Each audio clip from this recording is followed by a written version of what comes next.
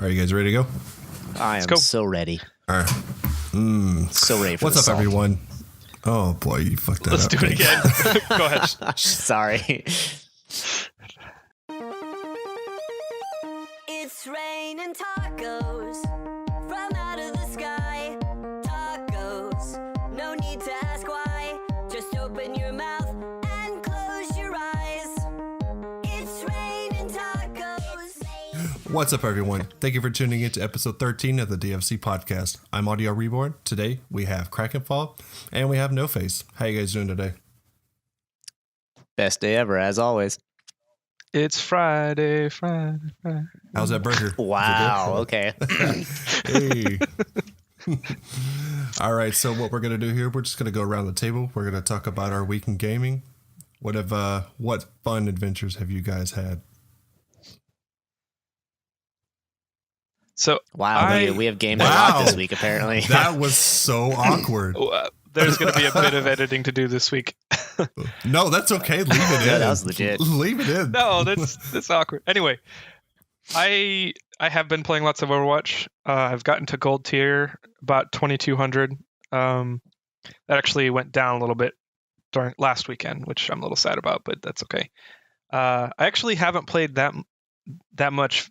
Like, I haven't gamed that much this week because I don't remember. Was it that busy of a week? No, It's that's just because wiped your brain. I don't know. I've been really tired lately. So I get home, I eat dinner, and then I sit on the couch and then wake up at like 10 o'clock. And I'm like, damn it. So yeah, that's my gaming week. I completely understand. I've had weeks like that. Yeah. What about you, New Face? What you been up to? So I've played a little Destiny this week. Got a few milestones done, but honestly, I've been in a little bit of the same situation as Kraken this week. I have been super busy working on stuff and really just haven't had a ton of time to play. So I really haven't played much of anything this week, which is sad because I want to. Yeah. As far as I go, man, I've just been playing The Division. It is super fun once you hit the end game. I've been playing the global event for this time around and getting the tokens so I can buy the superior caches, and it drops classified armor. So for those of you that don't know what classified armor is, basically the Division has gear sets, and when they drop, they're blue. But when the classified ones drop, they're blue as well. But if it has a little folder next to the name. So basically the classifieds, they just give you your 5th and 6th armor set bonuses. So they're just really like over the top. So the one that I'm working on right now is called Firecrest. And if you don't know what that is, basically like it works around, it's kind of like a support. So it's for like your heal station and your turret, which shoots out flames, which is really fucking badass when you set everybody aflame. That's pretty cool. Yeah. I did hear tokens though, so I'm kind of like, I wasn't gonna say anything. It is not like that at all. He said tokens, actually, and he also said blues. Okay, so actually on the color thing, I do have a question. What is the highest tier color in the Division? Gold, I think. No, it's they've actually added another one. It is like a it almost looks like the inside of a mango. You know how it's like really dark orange. That is a very specific color you pulled out. That's the only. I don't know what the name of the color would be. That's just if you're for a visual. How ripe is this mango? It's pretty red, but they're called exotic. Okay. Yeah, I know, right? But they're pretty cool. But it's been my fix, man. It's nice getting back in the Division. I really like the world and the story, but anyways, so D2 news, yay or nay? I will say one thing about D2, and I think it's something everybody knows. Well, first off, this week at this Bungie this week was very good, stepped in the right direction as far as communication goes, but it basically said a lot of stuff that we already know. It's going to take a really long time before a lot of this stuff happens, but we're moving in the right direction, so I'm pretty happy with that. Yeah, I guess we're just exhausted. We're tired of talking about it. Yeah. You know? Yeah, I mean, until something major happens, we know we're going to kind of get this drip feed, and at least we're moving in the right direction. We know that there are things on the horizon to look forward to, so at least that's there.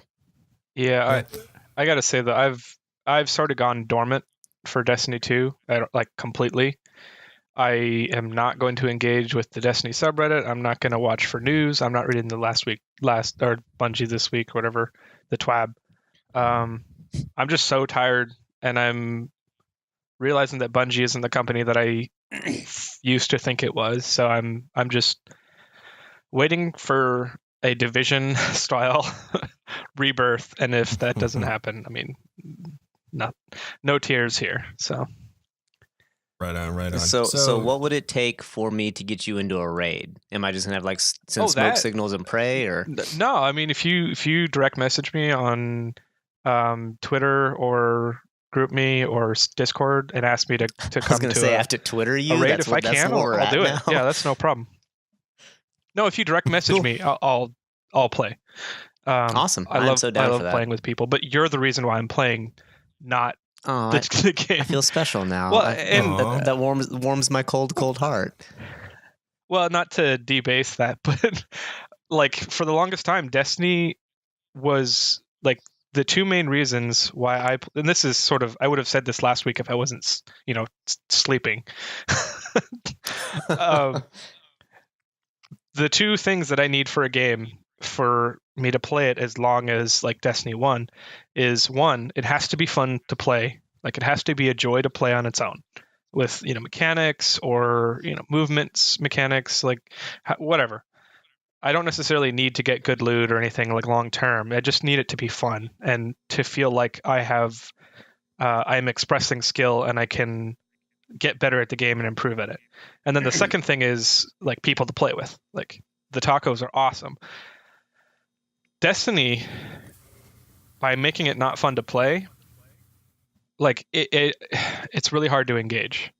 And so that those are the two like basic things that I need, and that it just doesn't have. I have tacos, but even then, like not that many are on anymore. And if they are, it's on like set groups in the 100 or raid groups or like Thursday night raids or whatever. So anyway, that's my condensed. No, that's really cool. Yeah. And like again, I understand. I was being a little facetious when I said it made me feel special. I do feel special. Don't get me wrong, but I understand. I understood completely where you were coming from on that. And it's actually that's actually a great segue into what actually this entire episode is about. And we're kind of taking a step back from individual specific games and anything, and looking at as a whole. Why do we play? Like if we're gonna like throw ourselves in a category, why do we as gamers play the games that we play? And like you already kind of touched on that, but I guess the first thing, like going way back to our childhoods several decades ago or anything like that. Assuming you started playing video games as children. Oh, that is a good point. Like I guess not everyone did that. I was lucky enough to grow up in playing video games as a kid, because honestly, my dad, this is kind of a weird story. My dad was like a farmer, like farmer and rancher. That's what my family has always done. But my dad was really into video games when he was young. And so we had like an Atari 2600 in the 80s. We had like a computer that we played games on. And so like I remember playing like the original like Pong and crap like that. And it was really crazy. So like the first games I really remember playing, like my gaming started way back in the early 80s with those sort of games, which is kind of weird. I never really thought about that until this moment. So that's kind of where I started. Yeah. Yeah. Go ahead, Audio. Well, I was going to say is, I mean, for me, gaming for me started, I was probably about 6 years old. And my father bought me a regular Nintendo, an NES. And at the time, I didn't really know anything about it, but he plugged it up. We had one of those really, I'm gonna paint you guys a picture. So this is what TVs were like, or TV that I had. Remember those really those really old color TVs that had those really big wooden frames, those big boxes. The old school like Zeniths or whatever. Exactly. That's the kind of TV we had. And I remember my dad taking it out of the box and he plugged it up to that old ass TV and he turned it on. And the first thing that I saw was Super Mario Brothers, the one for the NES. That was the first game that I ever played. And I was just hooked. Yeah. Like I played that. I think that was the one that the cartridge that had Super Mario and it had Duck Hunt. And I had Duck Hunt, man. Yeah. And I had the gun and everything. Oh, nice. Like, yeah. So yeah, that's where it kind of started for me. So You had the original experience. I did. That's awesome. Is that like mid 80s or? I was born in 86. Oh, okay. So like Early. 90, 91. Okay. Yeah. For me, let's see. I'm a part of a 4-kid family or a 4-kid family. And if you're in a big family, which I guess 4 isn't that big, but in the 90s, you I don't know if you were friends with families that had big, but I have several family friends or families that are friends of my family that have like 6 kids, 8 kids. I don't know. Yeah. So like 4 wasn't that big, but even with 4, like, you've only got 2 parents, and my dad was the worker, and my mom had to take care of us all, and so that's a lot of kids to take care of. So as the third child, it was kind of like, I don't know, I'm like in the background, and that's fine. So like during summer breaks, I would often have to like hang out with my older sister and my older brother. And they would have to babysit us essentially. So we lived in this neighborhood. It's called Steamboat Island. It was actually an island because it's by the Puget Sound. So there's like this, cold Puget Sound, frigid. Well, if you know what a sound is, like, I don't know if you guys have ever seen videos of like the San Juan Islands or anything. It's kind of like that. But anyway, we lived by cold Washington beaches that weren't the ocean, and there's an actual island that looks like a steamboat. It's kind of cool. But anyway, that neighborhood is kind of a I don't know. It's like a retirement neighborhood. It's like lots of old people living in this neighborhood. There was a couple families, but not that many. So like as a kid, like it was great because we got to like take our bikes out and just like didn't really need much adult supervision. Like you don't get that nowadays anymore. No. You lock your doors. Like we didn't have to lock our doors, which that still didn't happen even in the 90s. But anyway, so like we would know where the other families are, and one of the families went to our church too. But there was a guy that was the same age as my brother. So my sister actually was a girl too that was the same age as my sister. So they would hang out a lot. And being like 3 or 4 years younger than my brother, like they just didn't let me hang out with them. I wish they did because I always wanted to. But the guy's name was Daniel, and he was super, super nice. And he kind of, I don't know, he's one of those guys that could always like connect with kids younger than him. So he set me up with his Super Nintendo in his basement because his room was a basement. He actually had a lot of cool gaming stuff. So maybe this is like a formative experience for me because they had like one of those gallery shooters, like like arcade, but it wasn't electronic. So you actually got the like little cowboys and Indians, like metal pieces that are like sliding back and forth, and you have this like just down in his basement. Yeah, and this guy is awesome. You turn it on, and it makes those huge clanking mechanical sounds, like tack, tack, tack, tack, tack, tack, like just the whole time. And then you had this rifle, and you'd shoot at it. It was like one of the first infrared. I don't even know if it used infrared actually at this point. It didn't actually shoot anything. So anyway, he also had the Space Invaders, and he had ice hockey. I don't know. He just had a freaking amazing basement. So Dude, you had like the coolest neighbor ever. I know, right? Well, that's my life. Like I have a bunch of cool friends and neighbors, but like I didn't have any video games. Anyway, so he set me up with his Super Nintendo in his basement in that room, and he gave me Super Mario World to play, and so my brother and sister and him and Stephanie, the girl, they went off and played, like rode bikes or something, or went swimming, whatever. And I was stuck in this basement playing Super Mario World by myself, figuring it out. And I don't know if you've played that game, but that game is one of the best Marios ever. I know people will say that about any other game, but like the way it unravels the overworld and lets you like start, like each level is kind of a little bit more until it gets really more complex towards the end. And all the different secrets, and you can run through levels over and over again and get the secret keys and unlock the warp worlds. And like, Was that the whistles? Is that the one I'm thinking of? No. I mean, not that it's important, but I was trying to place it in my head. No, So in Super Mario World, there's a star world that has a star, and at each point of the star, there's a warp point, and you can warp to all the different. Yes. Now I know where we're going. Yeah, all the different environments in the game to different points of the game. So you could beat it really quick if you knew where the warp point was to like the end, the last like forest or whatever. But I would think I was 5 when I started playing it, like the first time I played it. I just I tore into that game. Like it was so freaking fun. And like when you kill enough enemies, I think it's like 8 or 10 enemies that you kill in a row, you get a 1-up.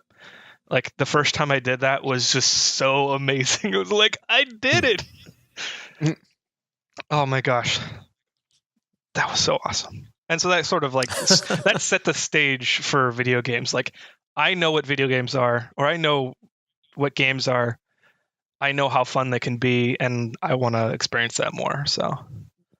So really, you're saying your adult life has been an attempt to recapture those moments in a basement with your NES and Super Mario Brothers, or excuse me, your SNES. Maybe that's what my shrink would say. Well, I'm not certified, but I can definitely make wild conjectures.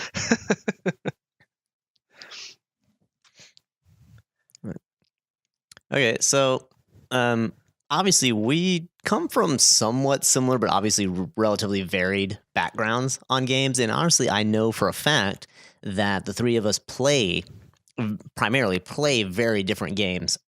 And so I guess when it comes down to it, like if you had to boil it down to like in Kraken's already talked about this. So if you had to boil it down to like one or two things, what are the things that you would say why you play video games, like in general?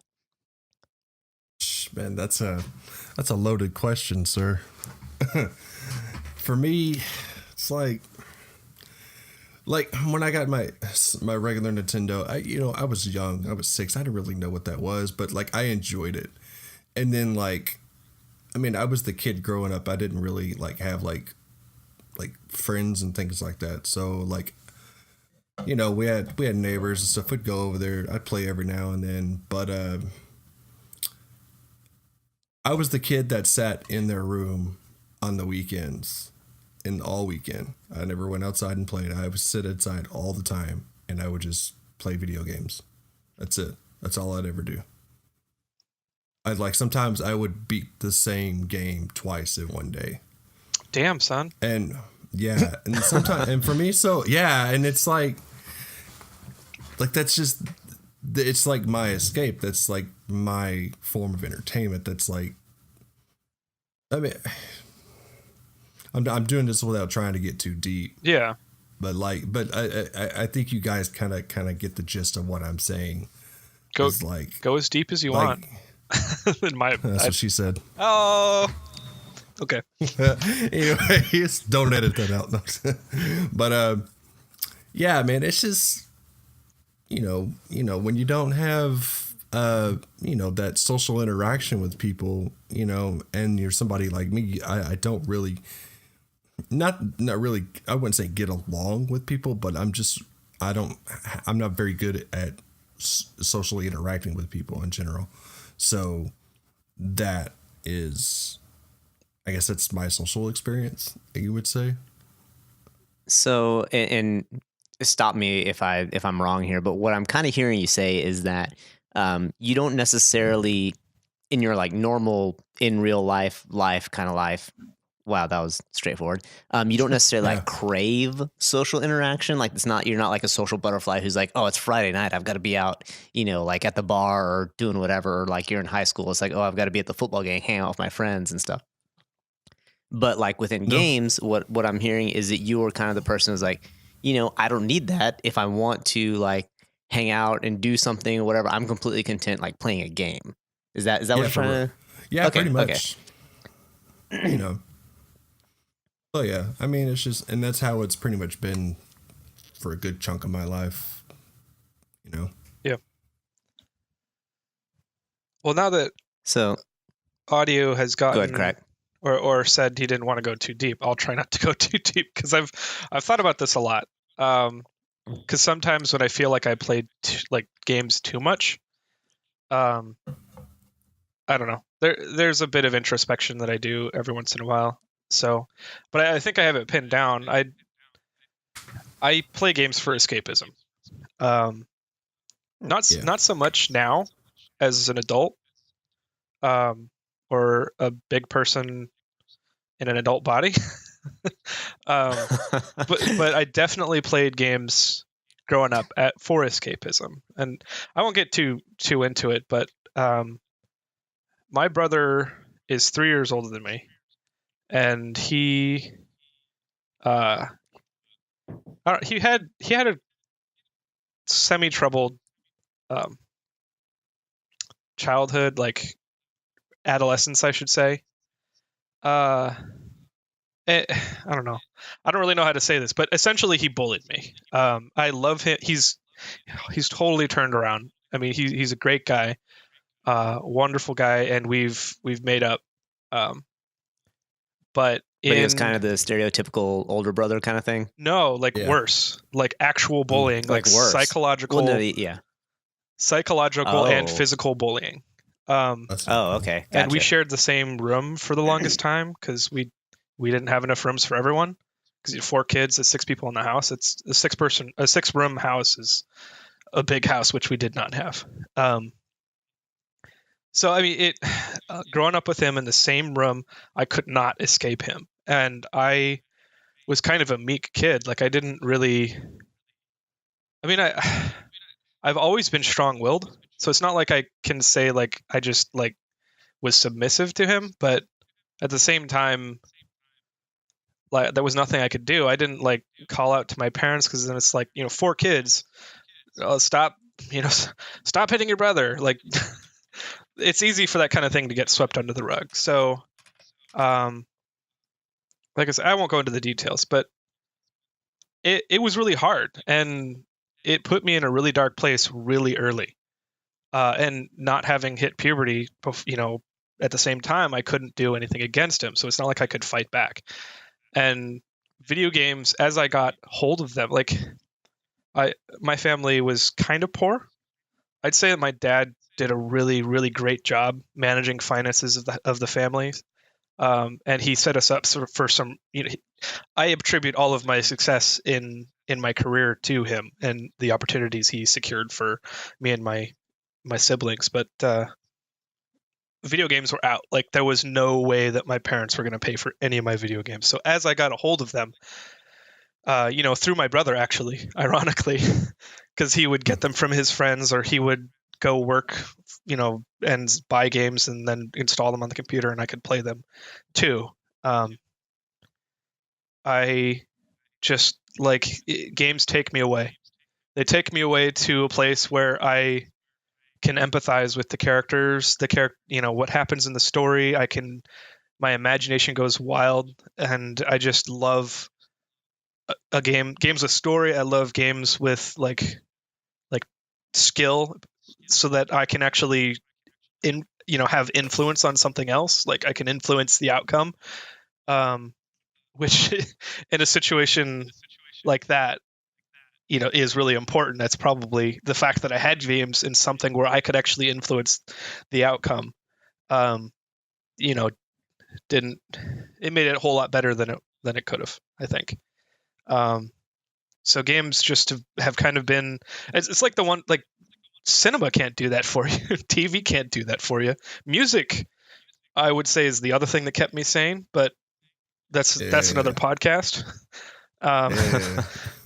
But there was nothing else that can do that. Like gaming gives you agency. It puts you in the seat to make the decisions for the characters and make the decisions for the outcome.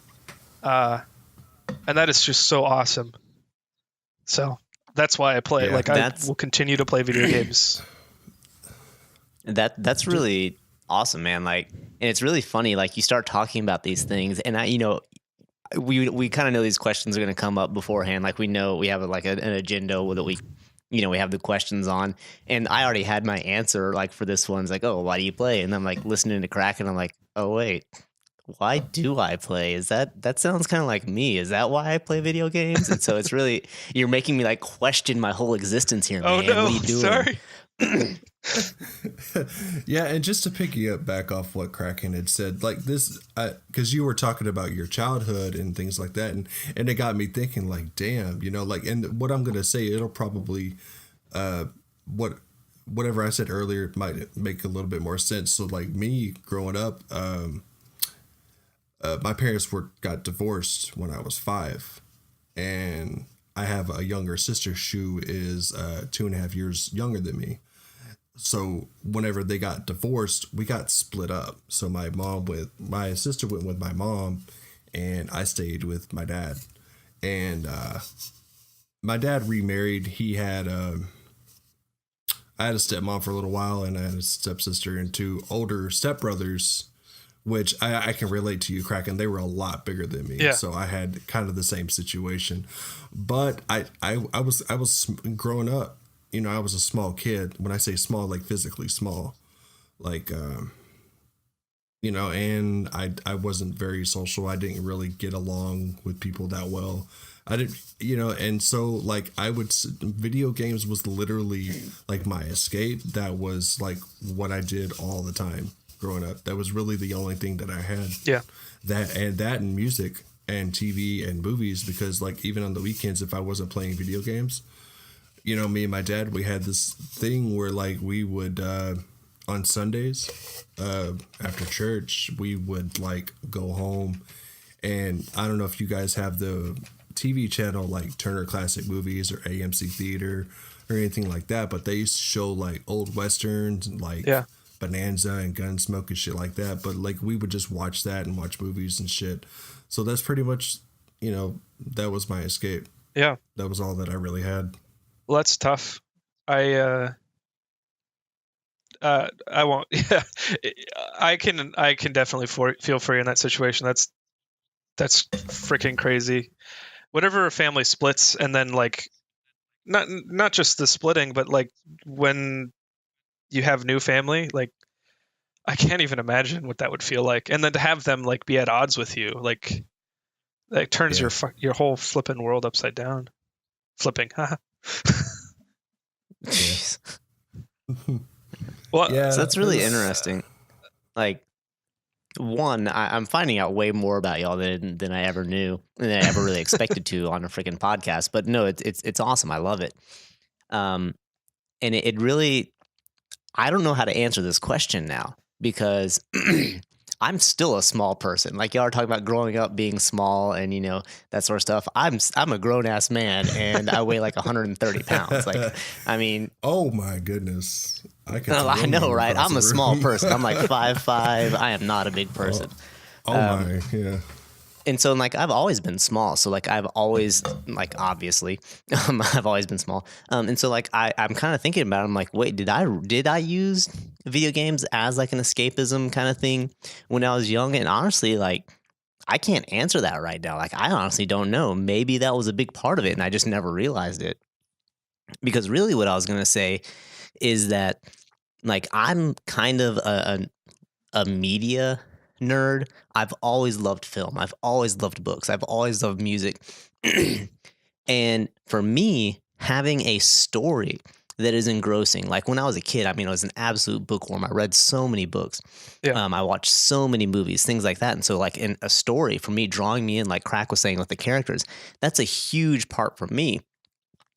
And maybe part of that, maybe the part of the reason why as a kid I was really like that is because like I needed some outlet or something like that, someone to identify that wasn't in the real world, kind of thing. So I don't know. That's really interesting. I'm actually going to have to like sit down and think about that over this week and then, like report back next week as to what I figured out about myself. But He's going to reevaluate his life choices. No. I know, man. Like, look what y'all are doing to me. That's awesome. That's cool, man. So yeah, but I mean, that's, again, I don't know. Y'all are forcing me to actually think about myself, which metacognition, who does that? But yeah, so for me, in my situation, kind of thinking about that as far as story goes, the first or probably the most important game in my childhood, if we look at it, and I'm giving a lot of like the first mover kind of thing to this one. I had played Warcraft, I played StarCraft or anything like that, but the first game that I really got into and devoted it, like that was just like, it was something I had to do like every day, was the original Diablo. Like, it was an awesome game. It was a great game. It was very, I don't want to say macabre, but like, I was a kid at the time, and it was, it was, you fought your way through a dungeon to kill Diablo, like to kill the devil. Like, I mean, that's basically the story. And so like, as a kid, I'm like, this is a great game. And, but the thing about it was that really drew me in was the fact that it was a multiplayer game. And I remember this was back before you could really do voice chat very easily. This was dial-up internet days, all that sort of stuff. So it was tons of fun. But I remember I actually was in, it was the first game that really got me into clans, or I think they were called guilds in Diablo. And so basically there was no in-game support for it whatsoever. It was a bunch of people on forums and things like that who either like created their own like GeoCities website and things like that for their clan to talk to each other. I know, man, like old school, right? I remember that. Wow. I haven't heard that name in a long time. That's even older than MySpace. Jeez. Yeah. Wow. Yeah, man. Diablo would have been so much easier if we had a MySpace page. I'm going to be honest. Because it was really cool because I knew, like, I was a kid. I must have been like 14 or 15 or something at the time, if that old. No, there's no way. I have no idea. Anyway. But I remember like being like, okay, I know I'm a kid, and I can obviously tell like the people I'm like in my clan are like adults or like, seniors in high school, college age kids and things like that. And so it was really like one of the coolest things for me is that and this sounds so like nerdy and stupid now, but like in my clan, I got promoted to Acolyte, which Acolyte was like the second highest rank other than the guild founders. And so like that was a huge deal for me. Like in Knights of Wrath, I was an Acolyte. Like I put that tag on my like name and everything like that. It was like, that was huge for me. And so like that social aspect of it, Diablo was the first game that really drew me in with both the story and that social aspect, where I was like, I've got to get on tonight because Cinti's going to be on, and we need to, we're doing a hardcore run. We need to get on there and like really run together. Like it was really cool for me because that was that first real social aspect. And that really has kind of influenced every game I've played since then. Wow. That's like, that's way earlier than I ever had my first online social experience. Yeah, same here. That's pretty cool. I wish I had that. Like, yeah. The internet. You're welcome to join my Diablo clan if you'd like. I don't think I can do it because I don't like the dungeon crawlers. Most dungeon crawlers, I should say. But yeah. And that's pretty actually, awesome. one aside I'm actually going to throw out there on that. I mentioned Cinti. His name is Paul, and I actually know him in real life now, and I still know him. It's really kind of crazy. That is cool. That's pretty cool. So, for me, console gaming had really always been like my thing. I had pretty much any of them that ever really came out.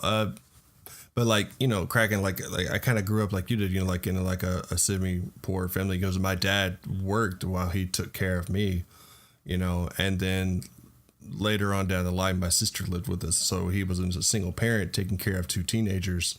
So, you know, we couldn't really afford a lot of things. So if I needed something, like when I was 16, I had gotten a job.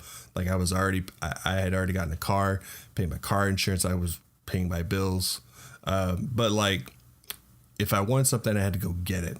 Yeah. And I really, really, really wanted a computer. I was 16, go figure, right? This is when 56K was still a thing. And like, I think it was like AOL, and then like, you know, AIM was becoming, you know, really popular. But I digress. But still, like, my first time that I ever got into like the social part of gaming was when I was in high school. I can't remember what the name of the class was, but it was a class that they taught you how to build computers. So I took that class, and the first computer that I ever got online and I played online with other people was a computer that I had built myself. That's really cool. Yeah. And the first game that I ever got, this is going to sound so cheesy, but it was World of Warcraft. Hey. Vanilla Nice. World of Warcraft. I love no that game. Burning Crusade or anything like that. Straight up That was vanilla. 2004, right? Yeah, I graduated in 05. So I was a senior. I was a senior in high school.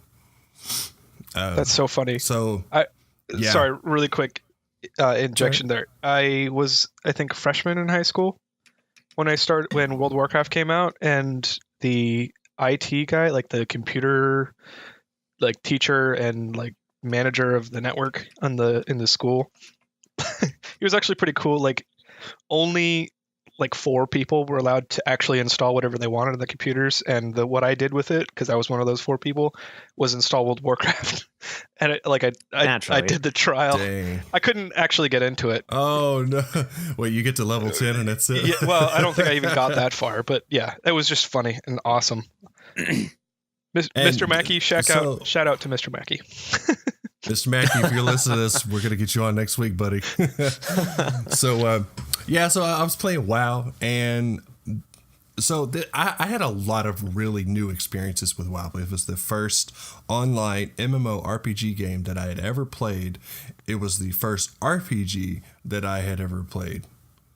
And so when I started playing this, I didn't know how to do anything at all. Like I was like, I don't know how to use mouse and keyboard, like to play games. So WoW was literally like a stepping stone for me.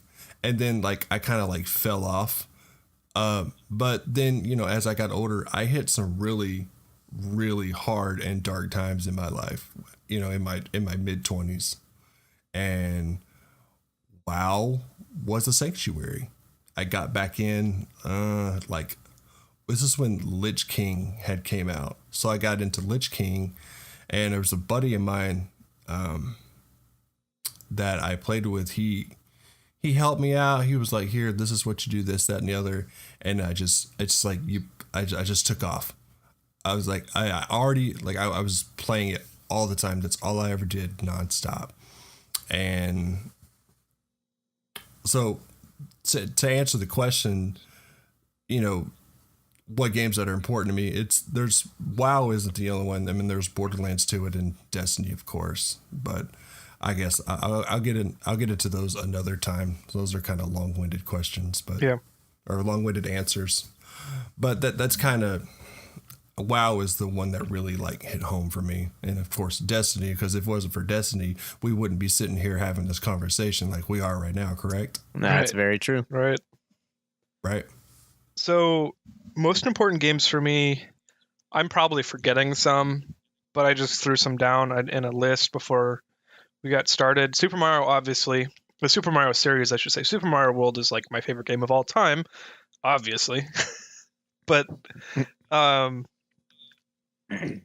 think there's a couple series I'd say that were huge. I remember like in middle school, I was playing Morrowind. and I might even venture to say that Morrowind might have more hours into it than Destiny 1, which Destiny 1 is the most played game of all time that in memory. So, I mean, I think I played 1,300 hours in Destiny 1. But What about? Yeah. What's that?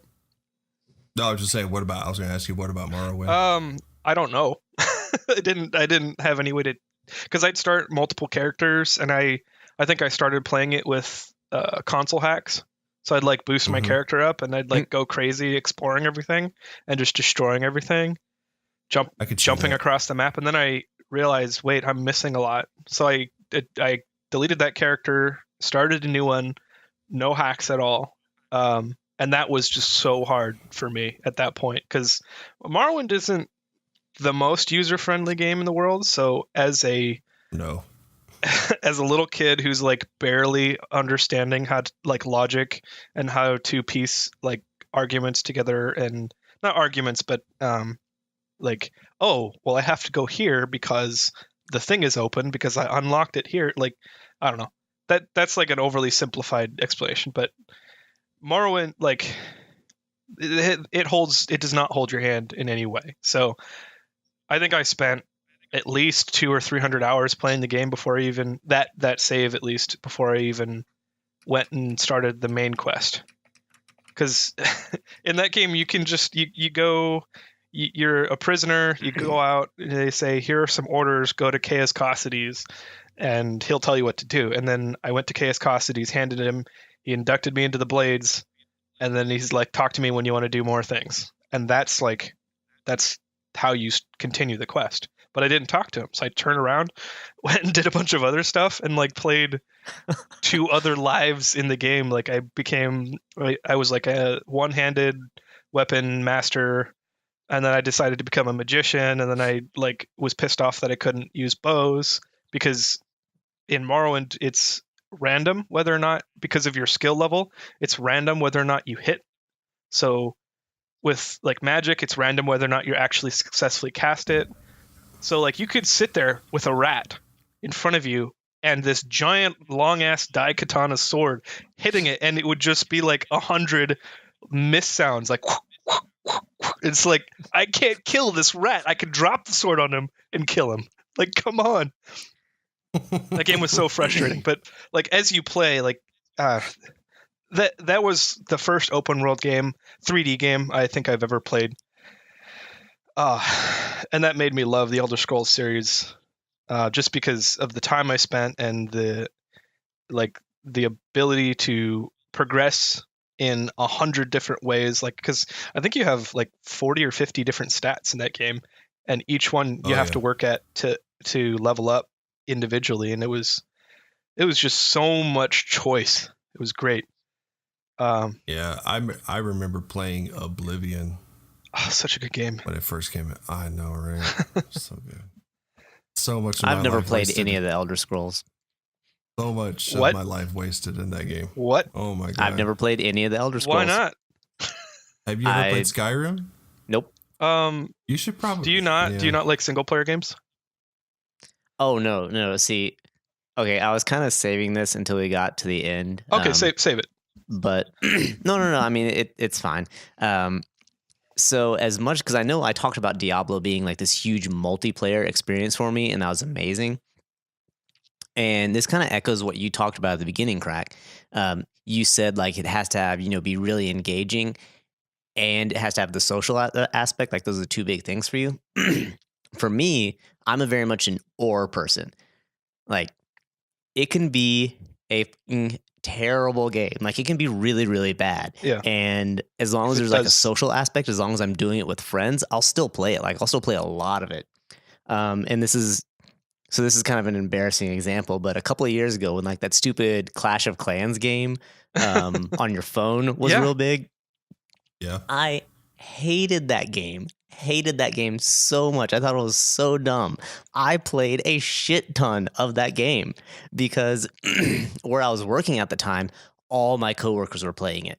And so like, dude, join our clan. You got to be in our clan, And so I was like, I don't really find that game fun. Like, no.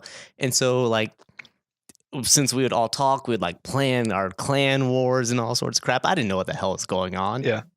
But I was like, I'm having fun because I'm with my friends and we're like talking about this game, or they're critiquing my walls or some shit. I don't know. So like that social aspect of it, I had a lot of fun playing a game that I didn't really find that fun. Yeah. So that's one side of it. But the other side being, oh my God, I love single player RPGs.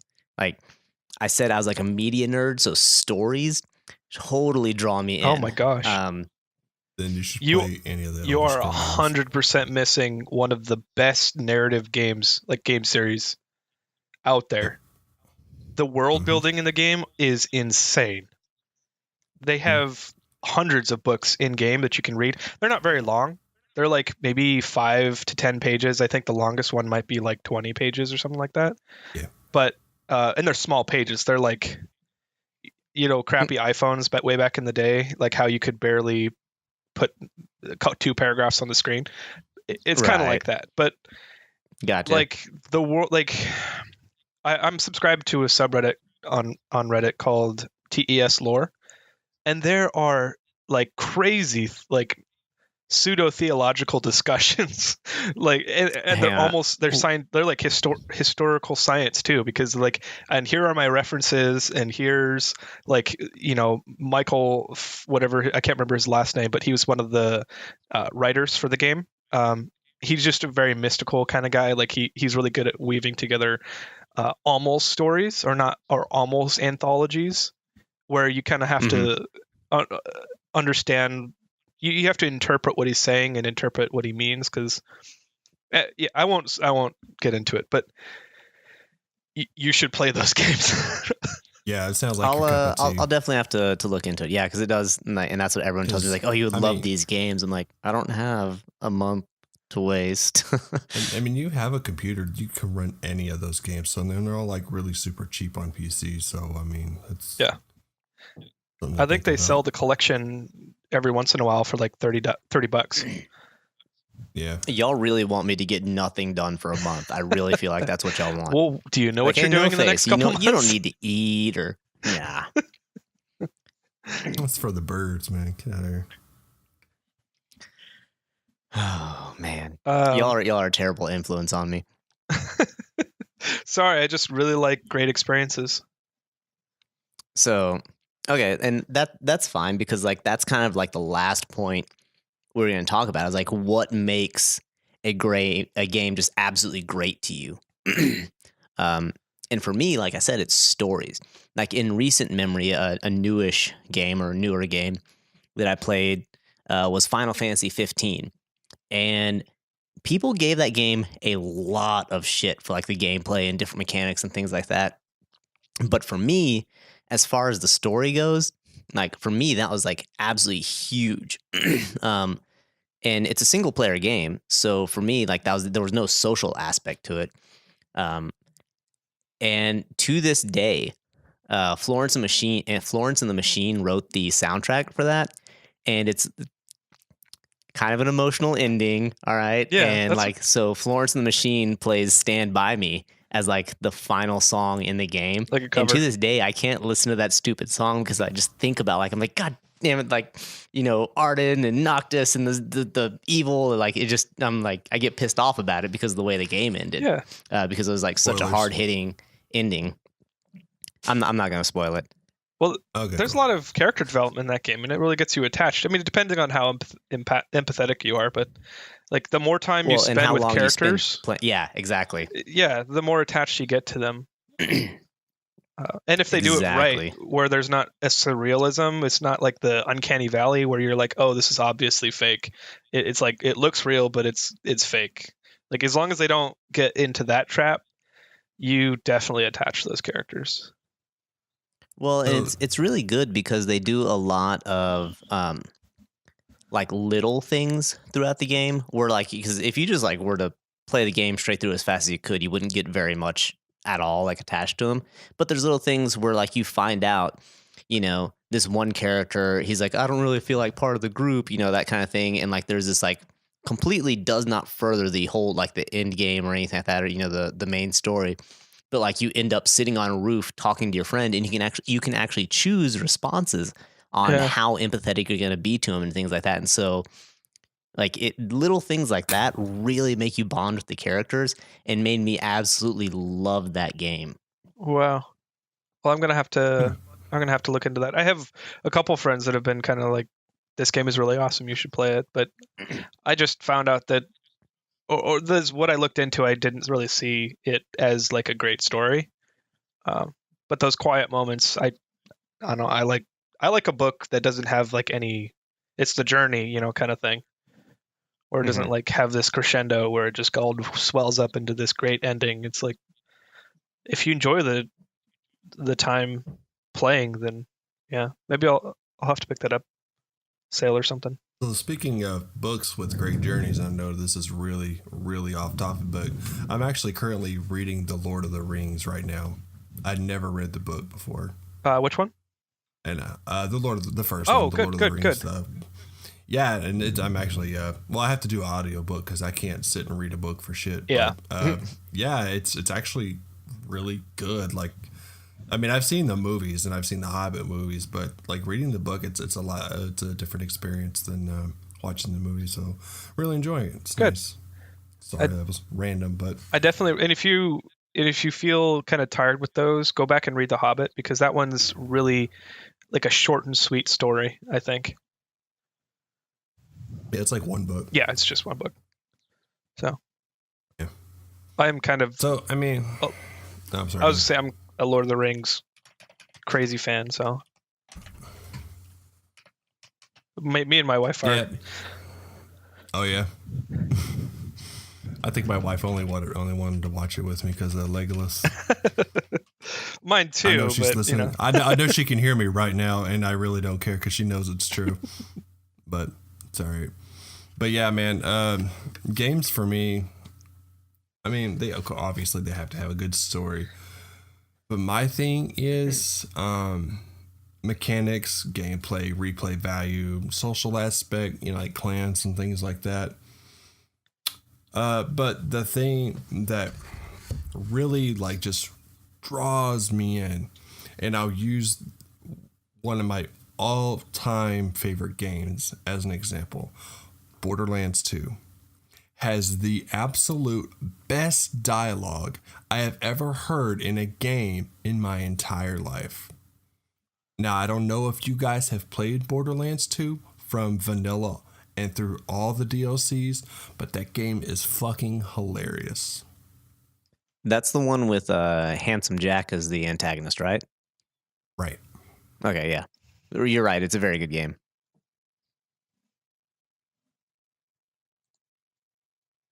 That's all I had to say about that. Oh, okay. Sorry, I really like that game a lot. So what makes a game really great to me is a really hard question for me, because I'm the kind of person that doesn't mind trying new things because there's a chance I might find a new way to have fun. I really, really love having fun. So, But that's why we all play it, yeah, right? To have fun. I like puzzle games. I like skill-based games, like arcade games. I like platformers. I like first-person shooters. Like, every game has a different reason why it's great for me. And if you ask me about any particular game, I could tell you, oh, I love that game because, XX, whatever. I'd say, no, yeah, I'll leave it at that. I don't know. There are a million ways to like a game, so it's a kind of a cop-out answer. I know. I mean, you're right. Yeah, it is a cop-out answer, but it's a true answer, and that's why it works. I guess if I had to pin it down, that it would probably be the fact that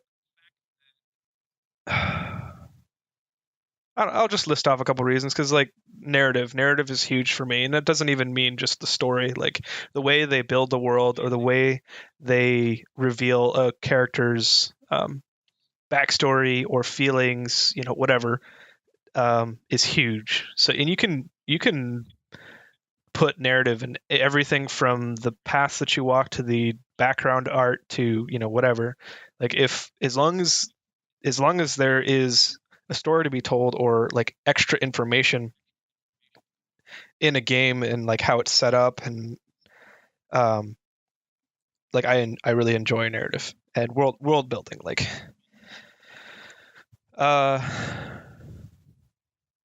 good controls. And Crack, you've never played Dark Souls, have you?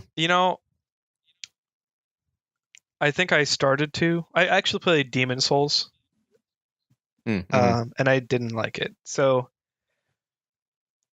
I don't know. That may be one worthwhile checking out again. Maybe you may still hate it, but so I mean, I guess it's easier to define what I don't like in a game than it is to like what Okay. I don't like in a good game, I should say. Because a crappy game is a crappy game, and it's obvious to everyone why no one would like it. But like for a bad game or for a good game that I don't like, it's easier to explain why I wouldn't like that. For Dark Souls, I kind of see repetition as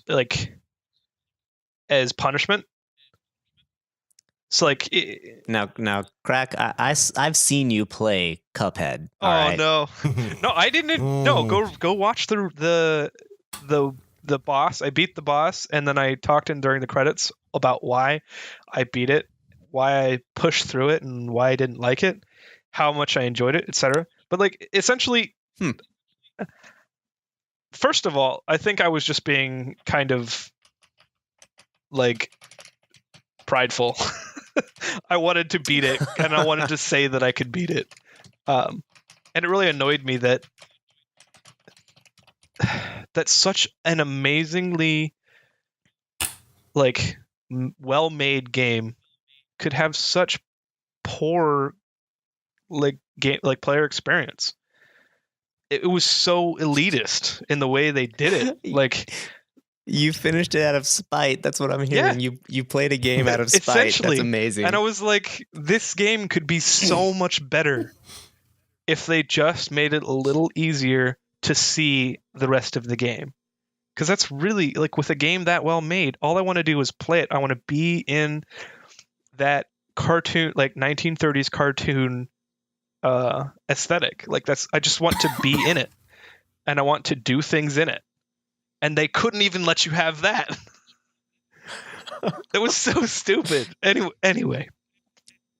We were trying so hard to be positive this podcast. I never should have brought that up. Nah. I mean, I love Cuphead. I really do. I'm never playing it again. It doesn't have tokens in it. Yeah.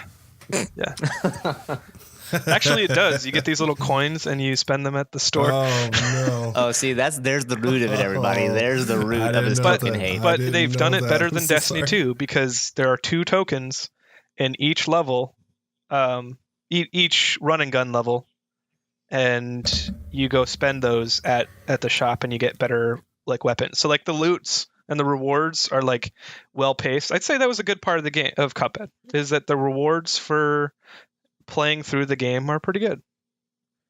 I'll accept that answer. Play that game. Yeah. I would actually recommend going and buying it. I just am not responsible for your experience. You may have a really bad time. I don't think he likes us. No, I want more games like that to be created. Like maybe not so elitist, but that was the aesthetic is so awesome, amazing, and the music, like they had a live jazz band record the soundtrack for that. It was okay. That is it's freaking cool. Like they had like I don't remember what her name was. I wish I did because I like called it out in the credits. Like she sang the end credits, and I think there was a little bit of singing in between. I don't remember like when the devil first showed up, but it's awesome. Like they put so much love, blood, sweat, and tears into this game, and then they ruin it by making it elitist and like ultra hard. Anyway, I recommend playing it or watching a YouTube playthrough or something, but preferably playing it so you can give them money, so that other companies will see. Yeah. Oh yeah, they made money. We should do something like that. Yeah. So yeah, I'd have to say this has been a pretty interesting episode. That's for sure. Yeah. Kind of all over the place, but you know what? That's all right. Pretty good. It's been nice And sitting here and talking to you guys and learning a lot of things about you that I didn't really know. So Most definitely. And just to, because I know, like, for those of you who are still listening to this podcast and haven't, in like 30 minutes in, weren't just like, I don't know what the hell's going on and turned it off, we thank you. And to give you an idea absolutely. of why we're kind of doing this sort of thing. So we obviously, as a clan, we all come from different gaming backgrounds and all sorts of stuff like that. And so one of the things we're trying to do is take a look at really, like, on a deeper level, why we as tacos and anything like that really game, and how important and why it's important for us that we game and that we continue gaming, and really how it brought us all together. So we're really going to take the next few episodes to kind of look at those sort of things, how it affects us as people, rather than just, like consumers of a digital product and things like that. So if you're confused about why we were doing this, that's kind of what the theme going forward for a few weeks is going to be. So buckle in, because it's probably going to be a ridiculous ride. yeah. These next couple of episodes are going to be pretty good. I got some pretty decent stuff lined up. So Awesome. Stay tuned. All right. So this has been episode 13 of the DFC podcast. We'd like to thank you all for listening, and have a great day. Peace. See you.